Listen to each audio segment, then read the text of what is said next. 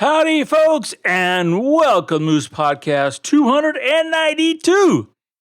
Wow, it's just the year's cranking on by. I know I say that all the time, but it's just amazing. Here we are in the middle of May already, just back from an amazing spring trip in Yellowstone. But we had snow 2 of the 5 days, so I don't know how much spring was there, but wow, some great photography, great critters.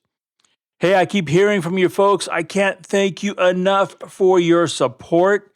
I appreciate you telling other people about the Moose Podcast. And all you new folks, welcome to the tribe. I am grateful for your being here. Also want to thank my good friends at Bedford Camera, bedfords.com. Now, I don't know about you folks, but I've been doing a little stocking up of some stuff, getting ready for the summer. Like some Delcam black cards, a 24-120 Z-Lens, some other good stuff, and those great people there at Bedford's. Man, you click on the website or you give them a call, and boom, the stuff is there in your office or your home in a heartbeat. Remember to use that Moose discount. That's MOOSE. When you check out, you'll see that coming back to you after the purchase. Also, probably free shipping and no sales tax. So you want great advice, great inventory, great people, and the best service around, Bedfords.com. Thanks for sponsoring, guys, the Moose Podcast. I'm going to get right into this week's episode, Gear 2022. So today, doing the Kelby One Gear Conference. I've got 2 classes. So I'm talking for 2 hours. And I thought I would take a little time here on the podcast to expand what I'm talking about, because those classes are pretty specific about making the most of your camera body and making the most of your lenses.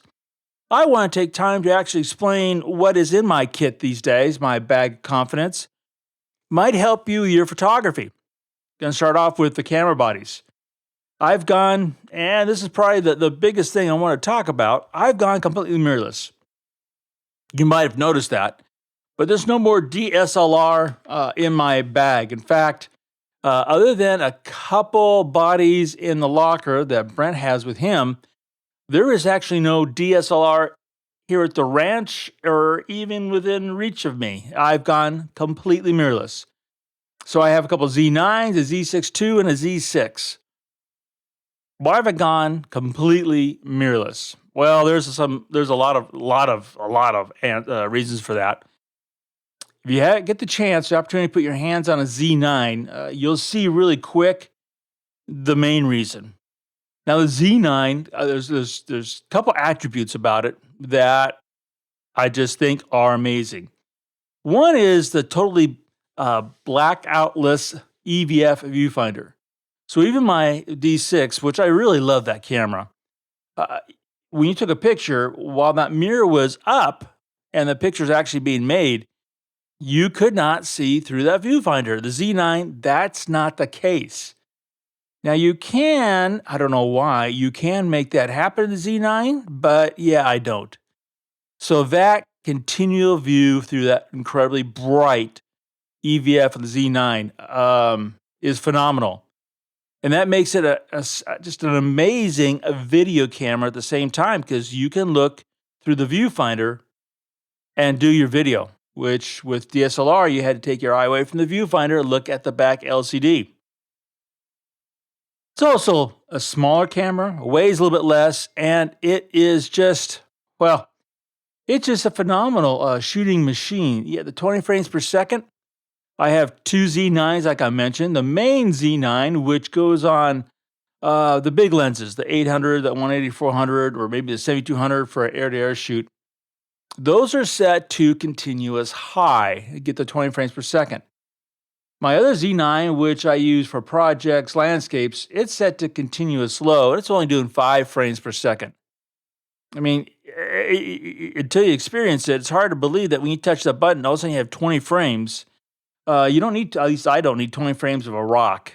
So I go back to the 5 frames per second. Well, what else is it about the Z9 that I just love? Well, The you've got the CF Express cards. You've got the same batteries, the D6. The battery charge goes forever. You got an autofocus system. The 3D animal detection. I think the auto area AF is vastly improved as well. And you have all these buttons that you can program, so the camera conforms to you. All those things make it amazing, and mirrorless really kind of a no-brainer anymore. People are asking, will there be more DSLRs coming from Nikon or anybody else? I don't know that answer.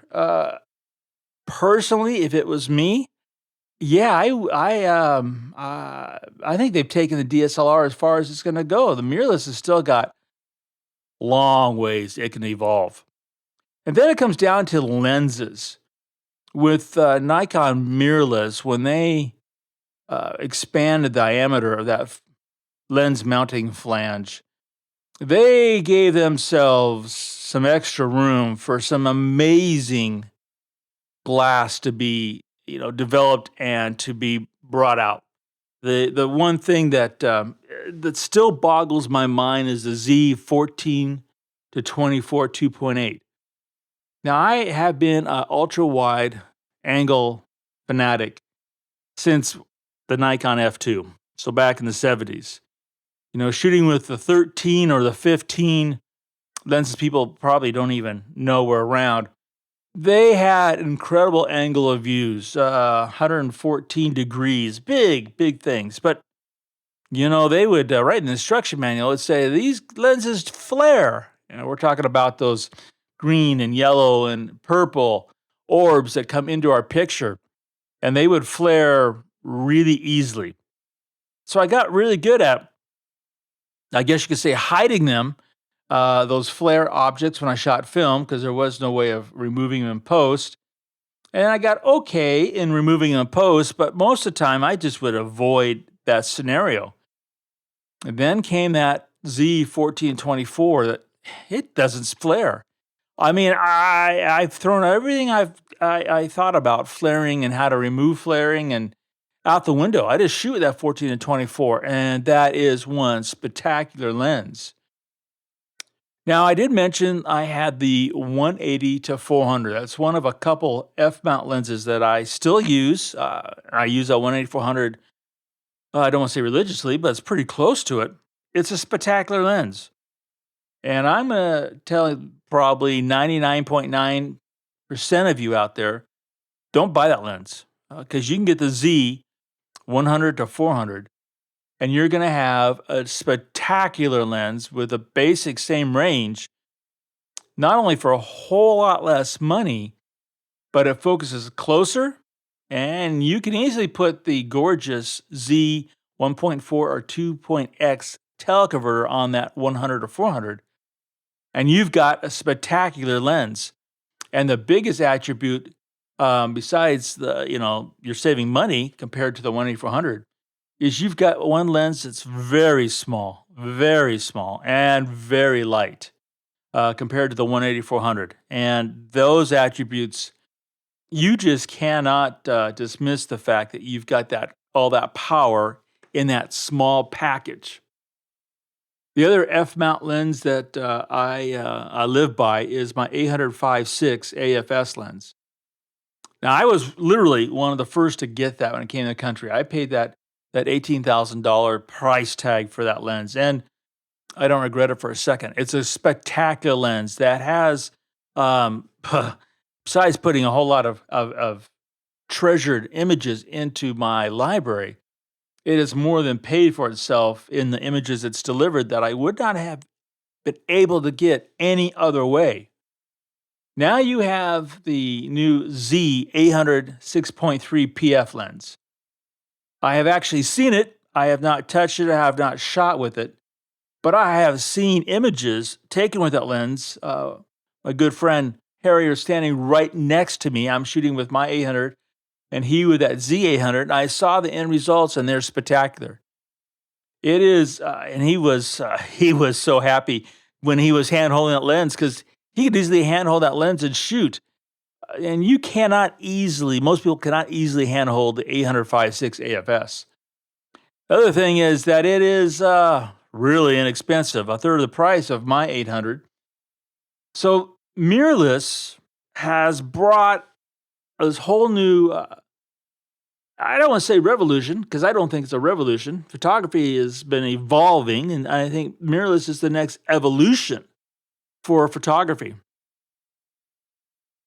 Now, I've got a number set of lenses in there that go with mirrorless, which are really cool. I talked about some I like. A couple that I want to mention. One is the Z40F2, which with the sale going on, I think Bedford's had it for like $2.25. Which you're probably going, for that price, can the lens be any good?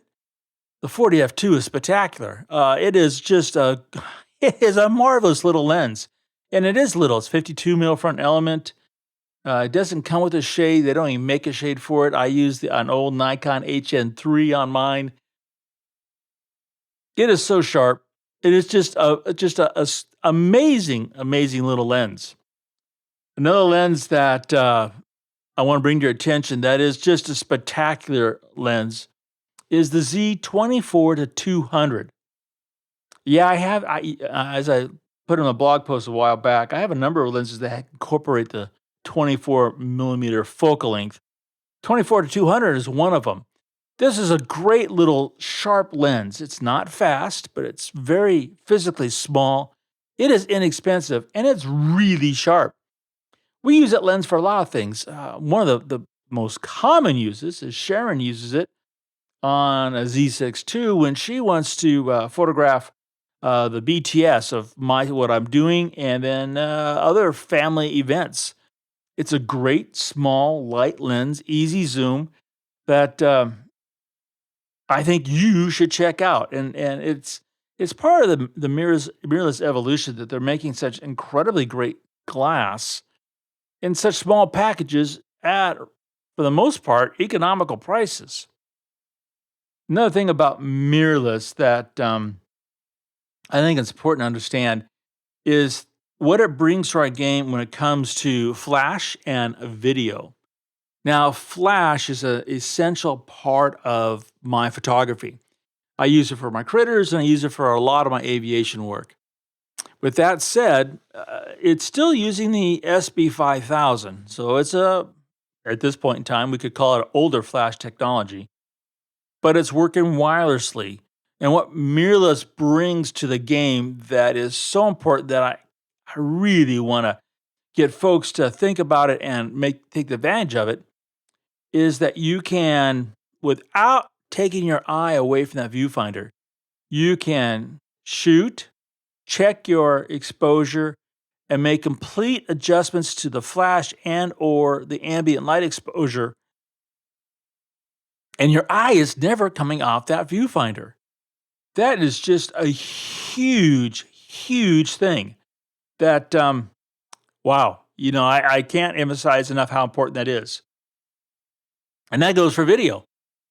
Now we can do, with the firmware 2.0 and the Z9, you can do 8K video. I'm not shooting it because there's no place for me to share it right now. It's big files. I shoot mostly 4K, or I'm shooting basically 1080. I do some of the slow motion. I'm doing some more of that. But I shoot a lot of video of the critters. A really easy way to make some money is those videos and selling them as stock.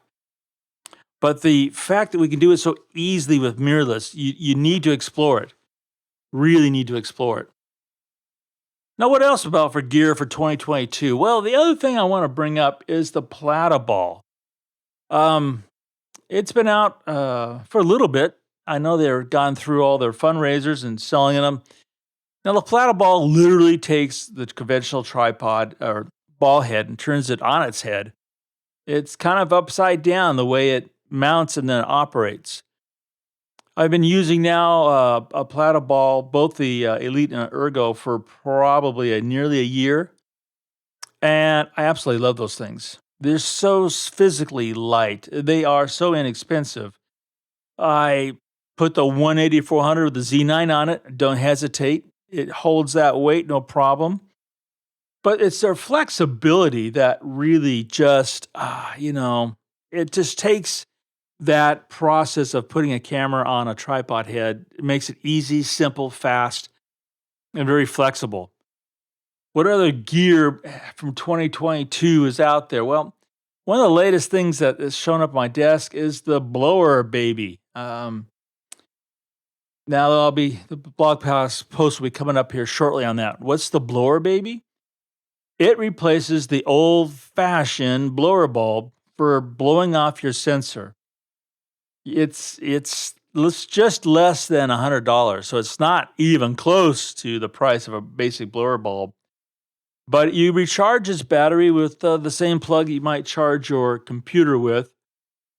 It does put out a heck of a lot of air. One of the things I really like about it is, and this is probably the one reason why I added it to my kit, is the fact that if you're in a humid area, it has a filter in it. Even if it's humid, you can blow off and clean your sensor.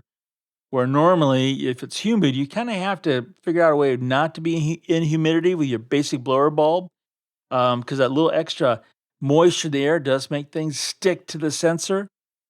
It just, it's small, it's light, it's expensive, but it does a great job, and it's one of the latest things for this year's gear. Excuse me. But, the bottom line is, and this is really the important part, whatever gear that you have in your bag, and that's the first part of it, it's got to be your gear. It's gear that, Bag of Confidence, until I did this gear conference for Kelby One, I had forgotten. I was on such a wagon way back when to get people to have their kit be a bag of confidence, that just what you have, just the buys and lenses you have, that when you unzip that bag and you pull it out, you have what you need to bring back the stories. And that is really the important part. So as you expand your kit, rent before you buy, check it out. Best way to save money and get what is perfectly right for you. And when you rent, make sure you have at least 4 to 5 solid days of photography with that piece of gear so you can do a true test. And then just get out there and shoot. Got a great summer coming up. I look forward to seeing some of you folks out in the field. Thanks for keep emailing and talking to me. And remember to make every click your story.